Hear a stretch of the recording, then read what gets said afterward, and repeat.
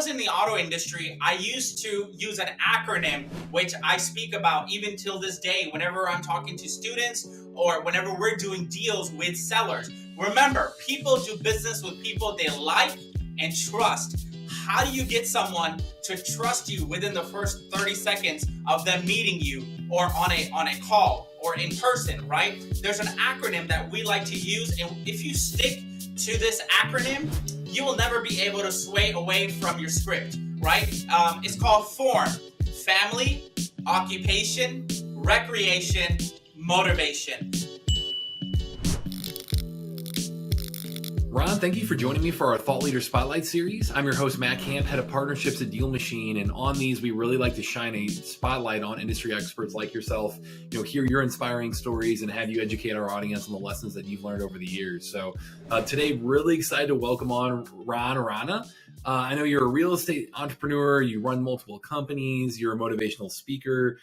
You've been featured in publications all over the place, and you teach people about real estate investing as well. You've got your wholesalingrei.com, your best-selling author with the REI Dictionary, so we'll talk about that a little bit more too. And then you put out a ton of content in terms of Instagram, YouTube, Facebook, all over the place. So really excited to have you on, Ron. Great. Matt, DealMachine, thank you guys so much. What's going on, guys? It's your boy Ron Rana out of Houston, Texas. I am ready to bring the fire to your viewers. Thank you guys so much. Once again, big shout out to DealMachine, Matt, and everyone else out there for giving me this opportunity to share my story to inspire your viewers out there. So I appreciate you guys. Thank you once again. Yeah, man. And can we start there? I know I read a little bit about your background, but tell me more about how you got into real estate, how you started doing deals. Would love to hear your story and journey. Absolutely. So my journey started once upon a time, a long time ago, but I was kind of one of those guys who had analysis paralysis. I didn't take action until 10 years later. I started looking into real estate with Rich Dad, Poor Dad. You've got Kiyosaki. When I was about 16 years old, I think 15 or 16 is when The Secret came out.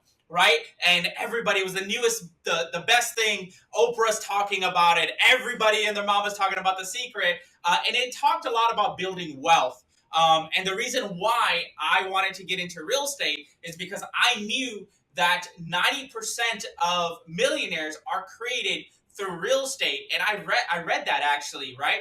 And it's true. So I knew where the money was in real estate. And that's why I really wanted to get into it. So I started following, a lot of content out there, consuming a lot of content. You have so many guys out there that are, the OGs of the world, the Robert Allens and the all these other guys out there, right? So I started looking at their content, really consuming it at a really, really young age. But I didn't take action till obviously years later. So my background is I come from the automobile industry. Now that's one other industry that I thought made a lot of money. But those guys who were driving those fancy cars, they were not theirs. It was the dealerships. So, so I wanted to get into, right? I knew that there were two types of people that wouldn't starve, and one of the persons that wouldn't starve was a salesperson. Right? So I was in college. I got fresh out of high school, going right into college. I started seeing these guys making, at that time, $5,000 was a lot of money as a car sales guy. Mm-hmm. So I started looking around, jumped into the auto industry. And that's what really I mastered my craft of building rapport and negotiating. Because when I came into the real estate industry, I was already doing that for 11 years, and I had taught car sales individuals how to build rapport and negotiate with people. So, right, and people do business with people they like and trust, and that's what I brought to. That's what has made me extremely successful in this business in a short period of time. Was I was able to bring those two into my tool belt. So that's kind of where I am right now. As far as where I was, my apologies, where I was, and then the hustle was there. I've always had this drive. I've always had this hustle to obviously be better, do better. And then now we're helping so many people achieve the level of success that I've been able to achieve in this industry. But the reason why I started looking into, or I got into real estate, was because, I did want to make a lot of money. So that's why I started really looking at it. In real estate, wholesaling is so lucrative, right? No money, no credit, no experience. That's what all of these guys are teaching out there. And that's what really attracted me. I'm not going to lie. The Lambos attracted me in the beginning. I get that. Yeah. And it's funny, like, I know David, our CEO and founder, I mean, he, same thing in terms of reading Rich Dad Poor Dad when he was, I think he was in high school when he read that originally. So he'd always known, like, hey, the greatest wealth generating tool out there is real estate. What do you think? I know you said you had, been educating yourself for a while, had a little bit of analysis paralysis, and then finally took action. Like, what, for anyone who's a newbie who's watching this, that they might be consuming a lot of content, might be out there like trying to educate themselves. Do you have any advice on how they can get over that hump and start taking action, start making things happen? Like, do you have any advice for really getting into real estate like that? Absolutely. I do want to give a huge shout out to the godfather of real estate, Carlton Sheets. He passed away, but his course was the first course that I bought. I think I was 15 years old.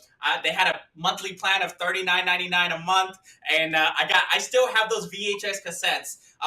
And that's what really turned on the light bulb. And then the Kiyosaki's came, and then the Robert Allens and the Ron Legrands, and then I started really deep diving into that. So my apologies, I completely forgot your question. What was it?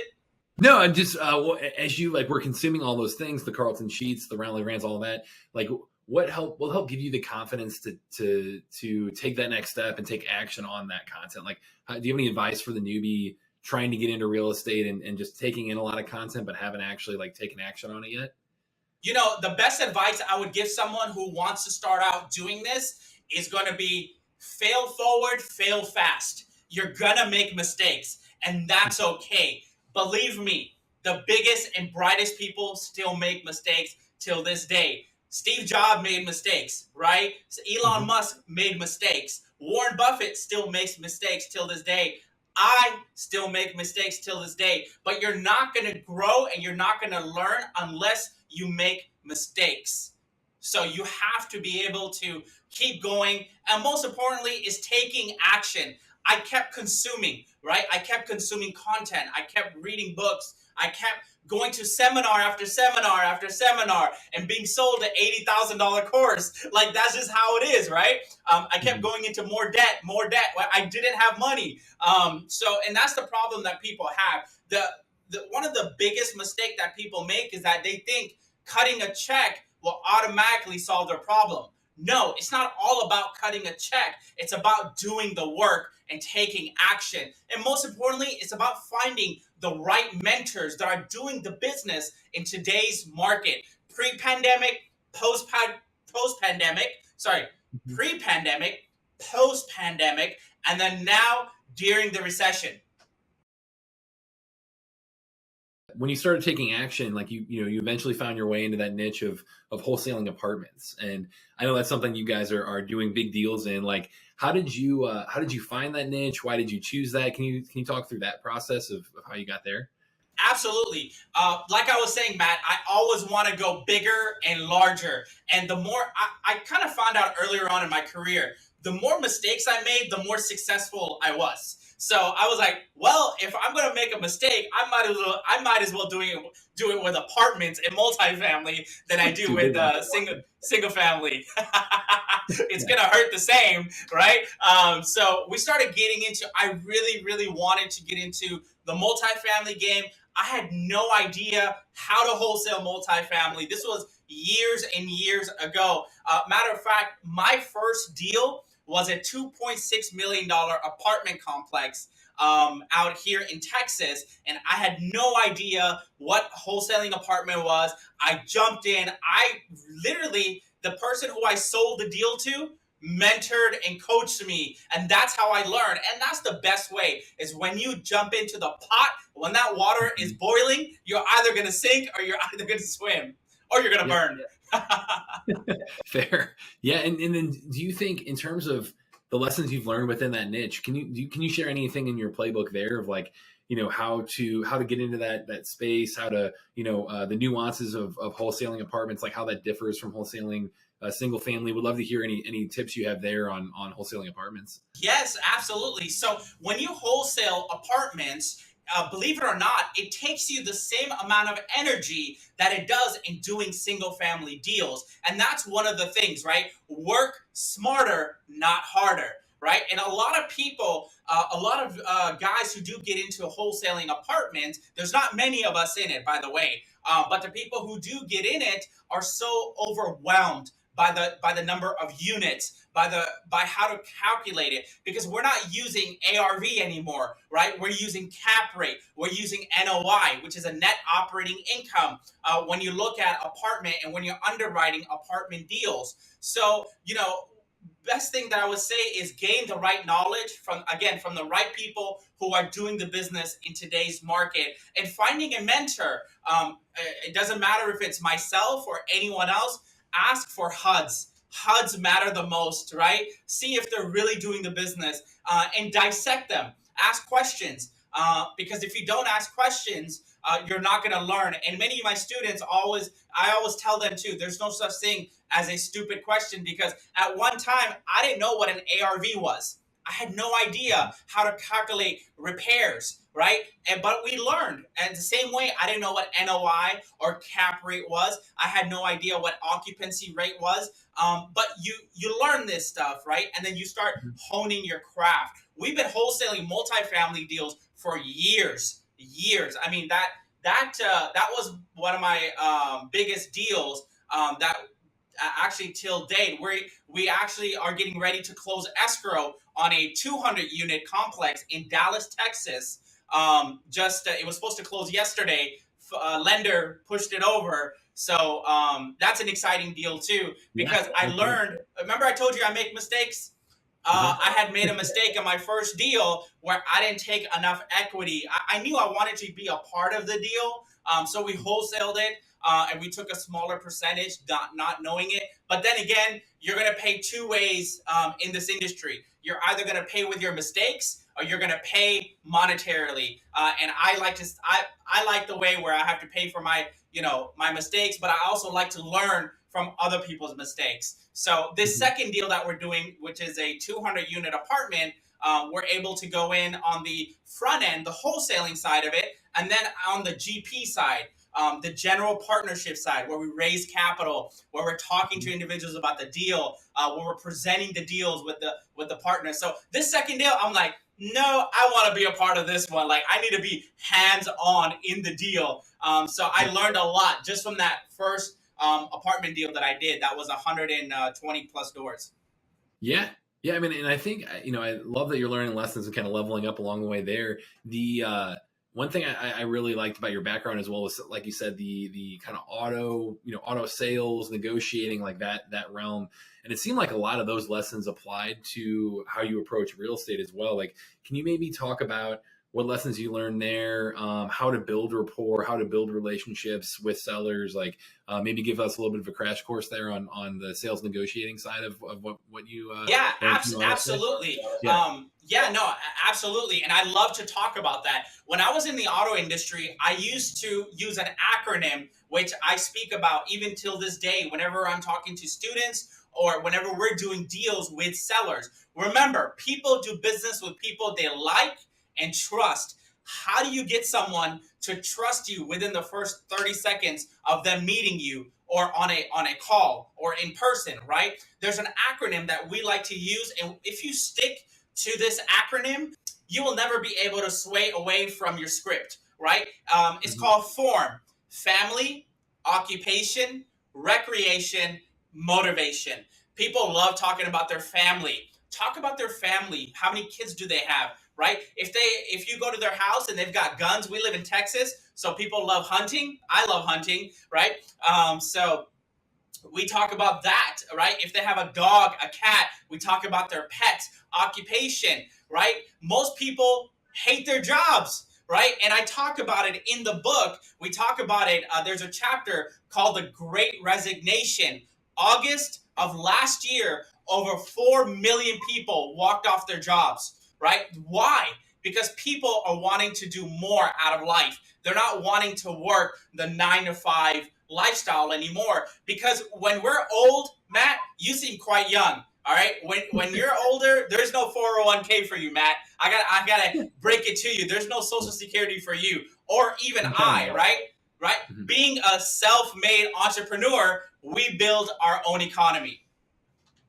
Yeah. Actually, I love the form is really interesting. I've always used Ford, so it's family, occupation, recreation, and then dreams, but very very similar to form. So that's always a great, like you said, you connect with people, you ask about their interests, get them talking about themselves, and can build a relationship from there. But People love talking about themselves. Why? Because no one wants to listen to them, right? And the ones that love talking about themselves are elderly people. And the ones we're actually, the deals that we're going, that we're attracting are deals that have equity in them. Remember, we always want to find deals with equity. What we've noticed is the deals that have the most equity, those sellers love to talk because they're the elderly, right? No one else is listening to them. Their kids are not listening to them. So we get on the phone, we start talking about every single detail about their life. We don't get till a third phone call until we offer on a house. That's how much rapport we build with people. I mean, we're sending out Starbucks gift cards to sellers. We're literally, seller tells us it's their birthday next week. We're sending a birthday gift card. These little things help out a lot. And they remember you because you have to understand, he who stays top of mind always wins the deal. So even if the seller says, Ron, I'm not ready to do the deal right now, it's okay. Take your time. When you're ready, please let us know, right? And we follow up with them a month from now. Oh no, it's my granddaughter's birthday. We send them a little, a gift card. So, and they remember, people remember this type of stuff, and they always are going to reciprocate. In other words, people feel like they owe you. Whenever you send them something, they're like, oh, I want to do business with this person because I feel like I'm inclined to do business with this person, right? Again, building trust and building rapport is massive, and that is the game changer in this business. One of the mistakes that most wholesalers, newbies make is that, hey, would you take 60 grand? Hey, would you take 72 grand? Like literally on the first phone call in the first 2 minutes. They don't know who you are. They don't know where you came from. You could be, somebody from India, right? Or somebody from wherever part of the world trying to scam them. They don't know, right? So we try to build as much rapport as we can, and that helps us getting the best deal, because at the end of the day, we want to get the property at a wholesale price. Another mistake we see, this series should be called The Mistake That Wholesalers Make. Another mistake is that wholesalers get property at retail, right? And then they expect to sell the deal. It should be called retailing. Like it's the wild west out here, Matt. No matter what city you're in, right? There's so many guys getting properties under contract, right? And don't get me started on the daisy chainers. But at the end of the day, you want to make sure that you're doing a win-win-win situation. A win for first the seller, because you're helping somebody getting out of a foreclosure, a death, a divorce, a probate, right? You're helping them. You are a solutions provider. The moment I started thinking that I'm a solutions provider and not a nuisance, I started making real money, right? And that's the key that I tell people. You are not a wholesaler. You are not an investor. You are a solutions provider. Yeah, and I think you take a really genuine approach to it where it's like, hey, you're building a genuine relationship. You can be genuinely interested in their life and their story, and then solving their problem, like you said, being genuinely interested in letting them talk and figure out and listen. Oh, here's the problem that I can come in and solve for them. But one thing I think you touched on really, that was really important for our, for anyone who's new to this as well, is talking about like when you're bringing up price and jumping in and saying, hey, will you take this? Will you take this? Like doing that immediately. If you have, say you talk to a seller, going back and forth from a negotiation standpoint, so you talk to a seller and they, say, hey, yeah, what would you give me? Like in the first, minute, like how do you dodge that question, or how do you answer that in a way that you can better build rapport, build their trust before jumping right into that? Fantastic, right? If a seller asks you, well, just make me an offer, because they're Yeah. getting calls from everyone else, right?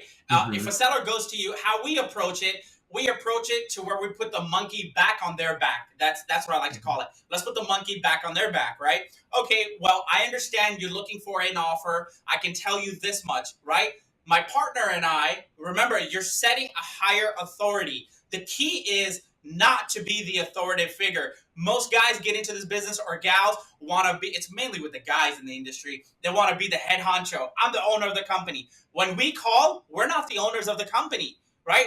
My partner is the one that runs the numbers. Mr. Seller, with all due respect, I want to get you the most money possible for your house. Wait, what? Hold on. So you're telling me you're not going to lowball me? That's not what I said. I want to get you the most money. Now, the most money I could do is 60K, right? Obviously, the most money to me would be an offer that's the 70% minus whatever it is. I'm going to offer what I offer, right? But what did the seller hear? The seller just heard that you're going to give them the most money. And now when you call them, what are they going to do? Pick up the phone, right? Because everybody else is trying to lowball them. It's like going to the dealership. When you go to a dealership, when you hand them the keys to your trade-in, what does the salesperson say? Hey, we're going to get you the most money possible for your trade-in, Hmm. right? We Hmm. call it throwing the keys over the roof. We used to call it, right? They used to be like, I want my Hmm. keys back. Well, my manager's still taking a look at it. What is that salesperson doing? He's setting a higher authority, right? So setting a higher authority is extremely, extremely important, especially when doing this business, because everybody and their mama is calling the seller. No one is telling them that they're going to give them the best, right, top dollar for that property. And that's what's going to separate you. From there, all you got to do is get into the door. That's it. That gets you into the door. You start leading into the conversation, building rapport, negotiating, learning about the property, learning about the seller situation, right? And then we go from there.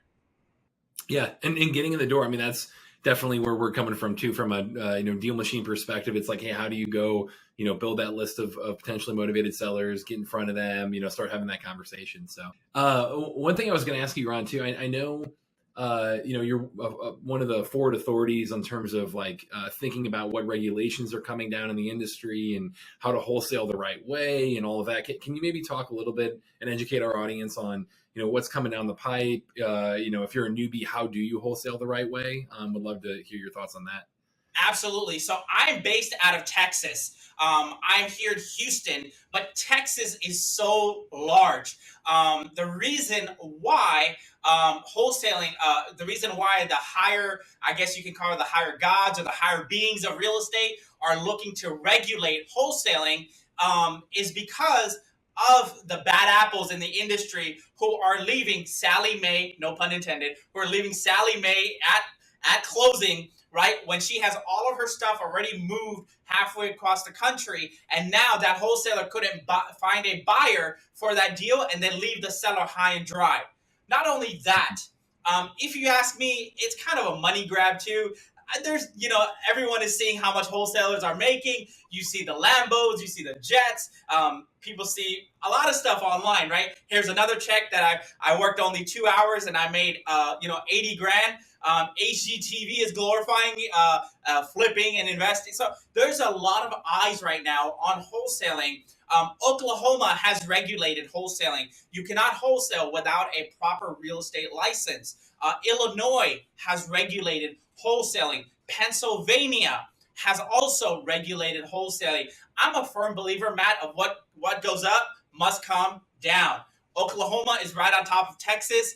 And to be honest, I've been in rooms with director of NAR, director of HAR, Houston Association of Realtors, and the National Association of Realtors. And we've been educating them on what wholesaling is and how we're doing it ethically. Because I do teach realtors how to wholesale. We've been doing this for almost 3 years now, way before this whole conversation even started. So they're seeing myself as the authority in Texas for wholesaling, and they're asking us questions on, how do you do this? How do you do this? So we're going into the equitable rights process, how we're assigning our rights in the property, etc. Right? And I don't blame realtors. Instead of making 3%, we make 100%.